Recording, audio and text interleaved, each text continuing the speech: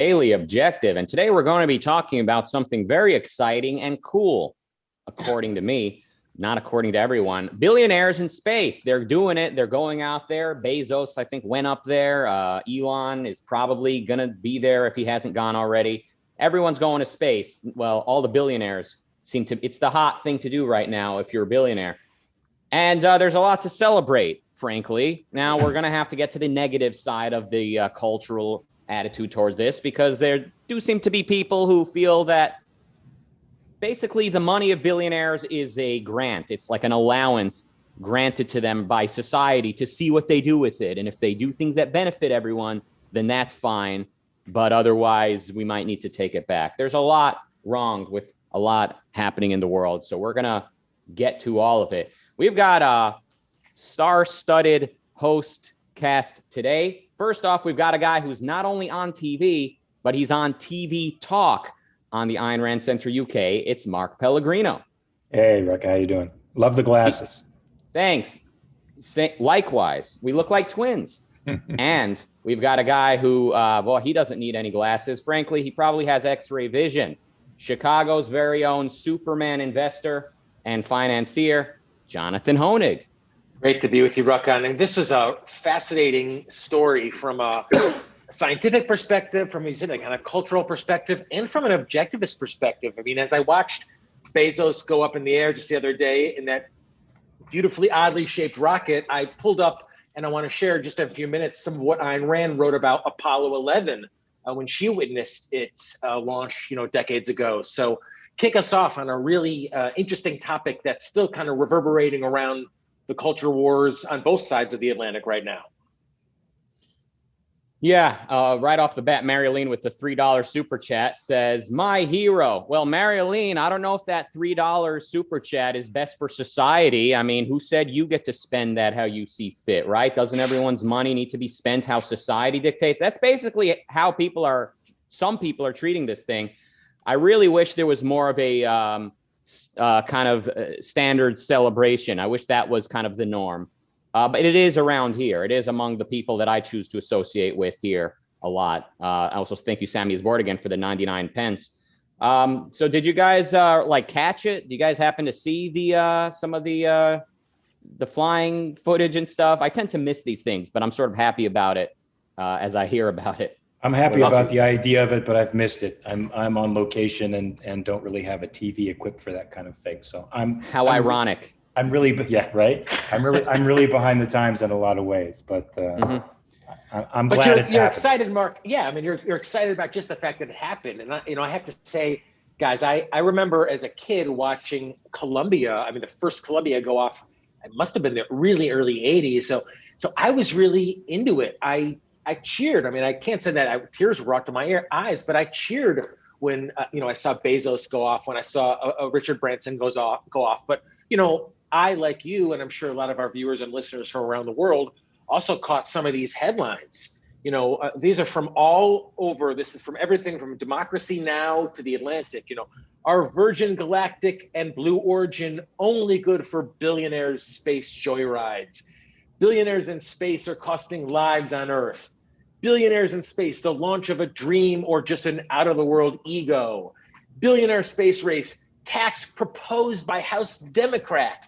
So, I was cheering it, and how could you not be? And, the unbelievable majesty of that, but it's almost like these guys didn't even sit down back on Earth before people on both sides of the so-called aisle were shitting all over it when they should have been cheering. Well, that's what you get with a perceptual level of reality like some of these people on the left have. They can only see rich versus poor. They can't see, or first they can't fathom the idea that you're allowed to enjoy your life just for the sake of your life. That's a little too abstract for them, but they can't see down the line that evolving from a space program that was largely geared towards a very elite small group of people that had to be highly trained, that now that stepping out into the civilian world is an enormous transformation. And that to me means that the science is going to be coming to us, and that sooner rather than later, you and I, if we want to, will have the option to go in space. I mean, when was Kitty Hawk? When was what? 1904. 1904. And now we've gone to the moon, we've sent probes to Mars, We fly at supersonic speeds a mere 100+ years later. And now technology moves at such a fast rate. I wouldn't be surprised if they could make this accessible to all of us within our lifetimes. Absolutely. Corey with $14.99 Australian dollars says, this is really exciting. Even with all the restrictions placed in an economy, this is still able to happen in a relatively free market. Can't even imagine the possibilities in an unrestrained one. And Ed with £5 or euro, pounds says, Billionaires in Space is great, and it paves way for people like me to also go into space one day. Yeah, there's no reason I can't be renting an apartment in above the clouds, looking down as my view on the daily. I mean, in an unrestrained economy, look at how quickly the internet and technology develops. You know, you could not give away a phone from 10 years ago, to say nothing of, 30 years ago. Like an 80s phone today is literally trash. And just imagine if industry in general were as lightly or unregulated as high tech. Who knows where we can all be right now? We could be in a space station in the morning and back on Earth, for lunch. Hey guys, what do you think of this? It seems to me that you get people on the left that are so enamored of their ideas and so enamored of their point of view of humanity that they love that more than reality. And when they see civilians launching into space, it kind of overturns their view of reality. I mean, to the political class and the academic elites, humanity is supposed to be sick, dependent, victims, weak, in need of guidance. They need the shepherding of these philosopher kings. And these guys prove that we don't need that. So why aren't they? Why wouldn't they be all upset? They're going to lose jobs. Well, I mean, I'll jump in. Actually, I think Mark, there's so many interesting ways to interpret that response, as you said. I mean, I saw it as what Rand talks about, the hatred of the good for being the good. I mean, how else, I guess there's some sense of why could they come up with it, we can come up with it. But, I just thought of to piss and shit on this, excuse my French, I know this is a family show, but, to dump all over this amazing achievement, talks about what Rand says, it's a response of hatred, not towards human vices, but human virtues. They're going to see this, as you said, this human achievement and say, this is the hatred of the good. I can't see it any other way. Hey, science and academia are telling us we're determined. I mean, determined beings, we're determined by forces outside of ourselves. This flies in the face of all of that, and they can't take it. It drives them insane. We have to go back to our place. What's our place? I don't know. I feel like it's on the savannas, in a pre-industrial age, wearing loincloths and hunting and gathering for our lives. Sounds terrible to me. That is the nostalgia people seem to have these days. I hate to say it, especially on the non-left. I mean, this is the sort of dream of the new right. They're lamenting how that we're no longer on farms close to our families and with the types of values that they imagine people used to have. That is, when they weren't dying at birth. Thank you, Marilyn, for the $10 super chat. But I mean, Mark, you mentioned the left is, hostile to this type of thing. I haven't seen any positive response to this type of thing from almost anybody, certainly not from today's Republicans. And today's Republicans, their basic issues seem to be, abortion, immigration, and being anti-big tech, break up big tech, regulate big tech. And then to see Jeff Bezos, the sort of one of the kings of big tech, launching himself into space alongside other billionaires. I'm not seeing, I wish I saw Republicans enthusiastic about this, but I haven't seen much of it. I wonder if I'm missing it. Have you guys seen any of that? In fact, Rucka, you're right. They dumped on Bezos because when he came back, when he came back to Earth, as I heard it, he essentially thanked Amazon customers and Amazon employees. And people said, oh, he's tone deaf. But look, as an Amazon customer, I think it's pretty amazing that maybe I participated in some sense of Jeff Bezos getting to the moon. I mean, I think it's something to applaud. And I just go back to what Rand talked about when she saw, when she talked about the seeing Apollo 11. And definitely go check this out at the Ayn Rand Institute site. The whole address is there, Ayn Rand on Apollo 11. But, she talked about, I'll just give a quick synopsis, this feeling that the white objects unobstructed streak in motion that was, the thing going up, was the only thing that mattered in the universe, the concretized abstraction of man's greatness. And no one could have doubted we had seen an achievement of man in his capacity as a rational being, an achievement of reason, logic, mathematics, total dedication to the absolutism of reality. So she saw it in those huge philosophical terms. And Rucka, it's funny, you said they want a society where we're back on the farm close to family. Jeff Bezos got off that spaceship or whatever, he got back down and he hugged his family. And it was just awesome. How could you not cheer for that? I mean, that was... Well, because you have a different vision of the world than these folks do. The vision of the anointed is very different than the heroic vision of mankind. And I think it's a slap in the face to these folks that a guy like Bezos, a private citizen, actually has the gall to break away from the elite and say, I can do it on my own. How dare he? Mm-hmm. CJ with Jeff. Oh, yeah. Yes, thank you, Jeff. Also, thank you, CJ, for the $2 Canadian. He says Bezos's divorce probably costs more than space, lol. That's an interesting point. In the non-super chat, we got General Zukov says Ayn Rand was funded by old money like Rockefellers and Rothschilds. That's interesting. I always thought her books were really popular. I purchased a copy of each one of her books at one point or another. But you are part of the Rothschilds, Rucka. I forgot. Yeah. Should I drop my pants, General? Anyway.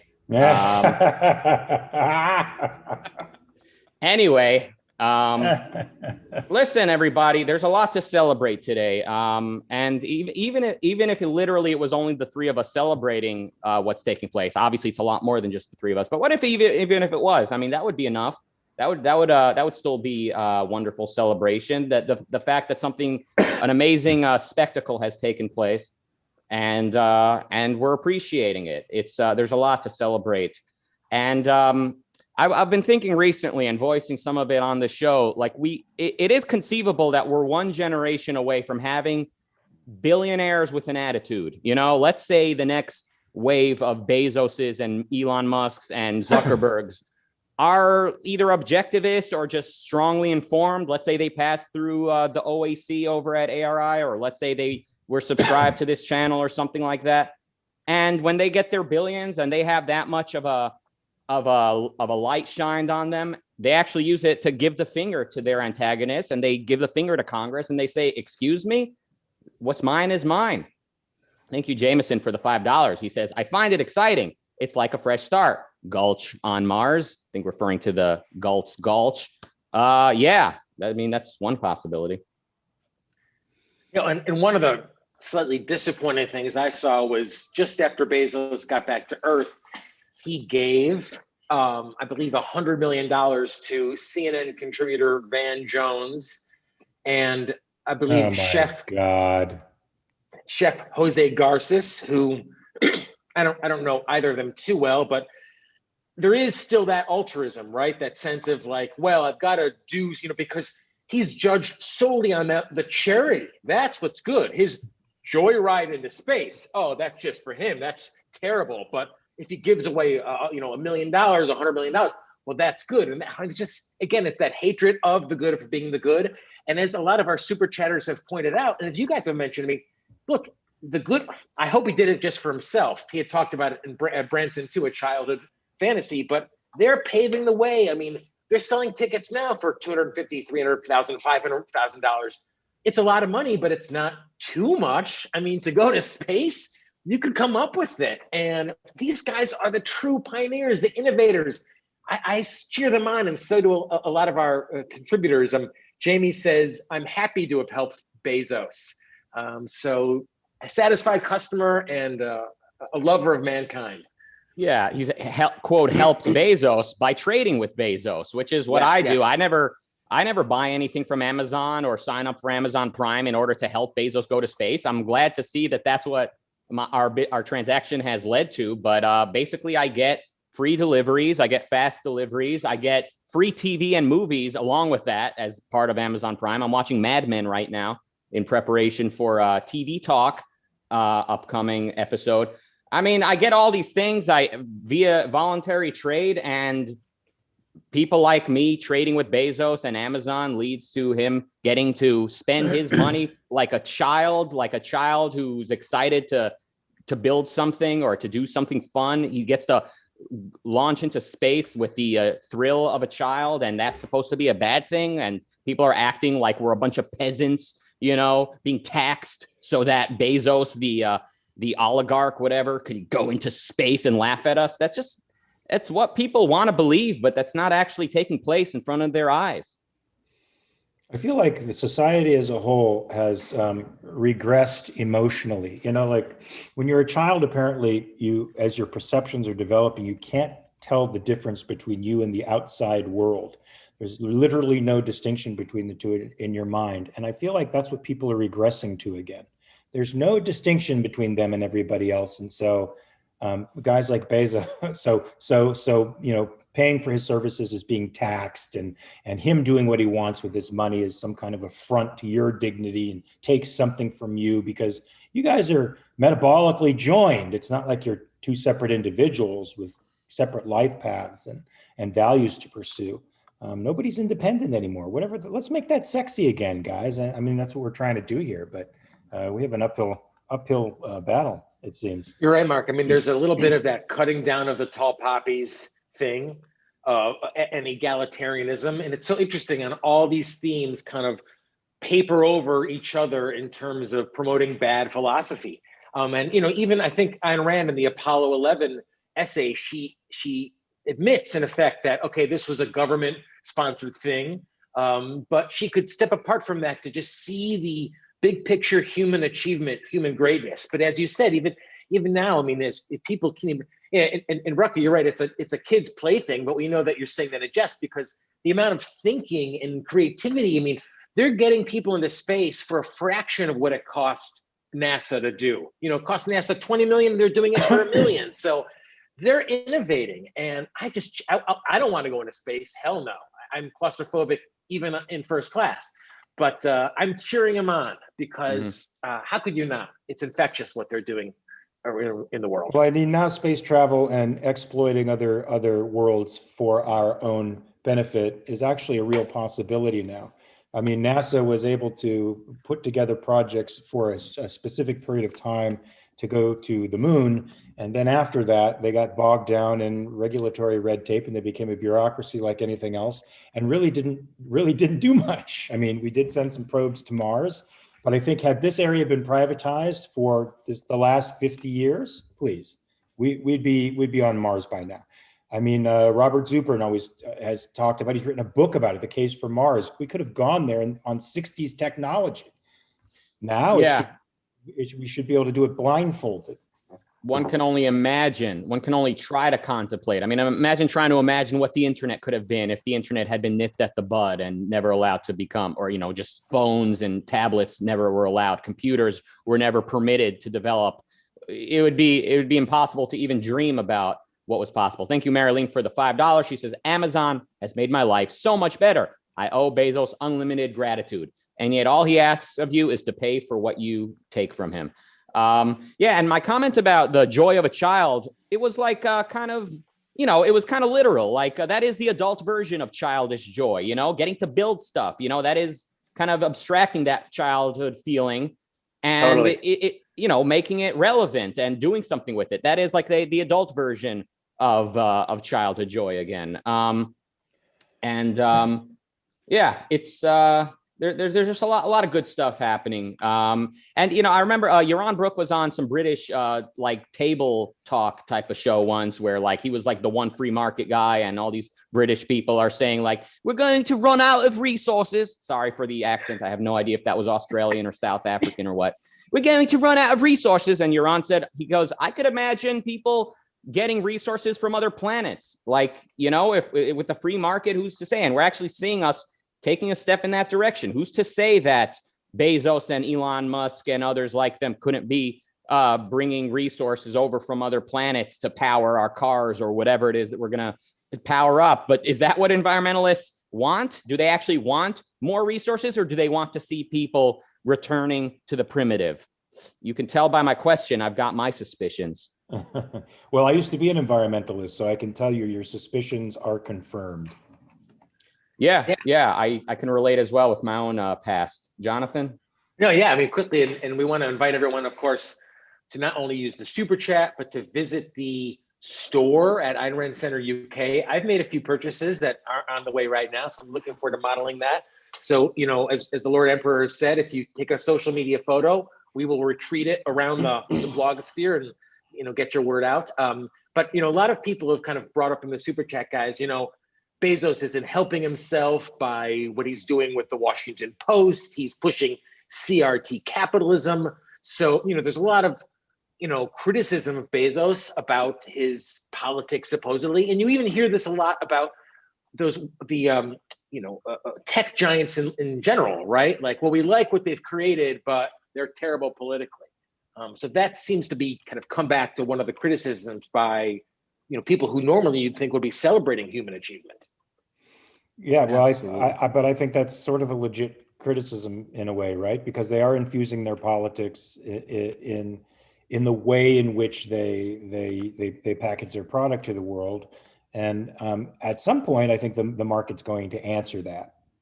Maybe not now, but an alternative will rise, and they will be yesterday's news. Yep. Anyway, it was the best of times. It was the worst of times, but really it was just the best of times. A lot to celebrate today.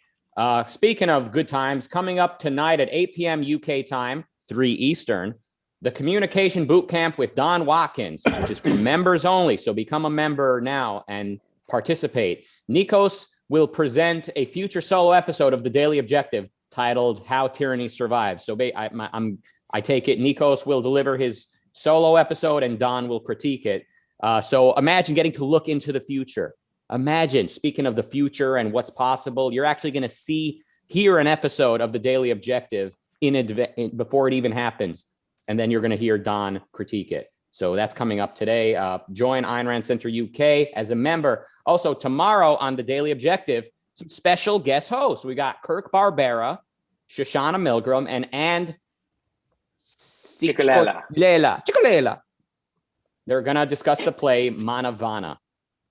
So that's coming up tomorrow as well. And don't forget tomorrow, The Integrating Investor, and of course, TV Talk with Mark Pellegrino, Jack Schumann, and Jennifer Buani. Cool name. We're going to be talking about The Night Of. So bone up on that series if you haven't seen it already. It's a limited series on HBO, easy to binge between now and then, everybody. Lots of content. So please become an Ayn Rand Center UK member, buy some merch from the website, and do whatever you can to support this thing. Thank you for all the super. So, by the way, I'm debating or conversing with Zuby tomorrow at some point. It's on Twitter. You can check it out if you guys want to see us talk about when rights begin.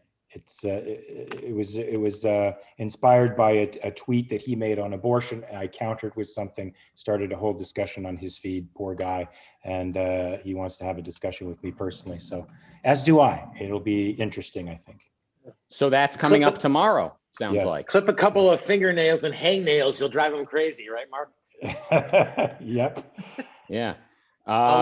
Follow Mark Pellegrino. You'll know it's him with the blue check mark. I used to have a blue check mark. Wait, what happened? Where's your blue check mark? Ask Jonathan. He knows. It's a long story, but that's for a whole nother episode. Nothing's my fault. All right, everybody, we're jumping over to the Clubhouse after show. We want to hear what you think. Come on out. Tell us what you think. Join us there. And thank you all today for the super chats and all of that. We'll see you back here very soon. And goodbye. Bye-bye.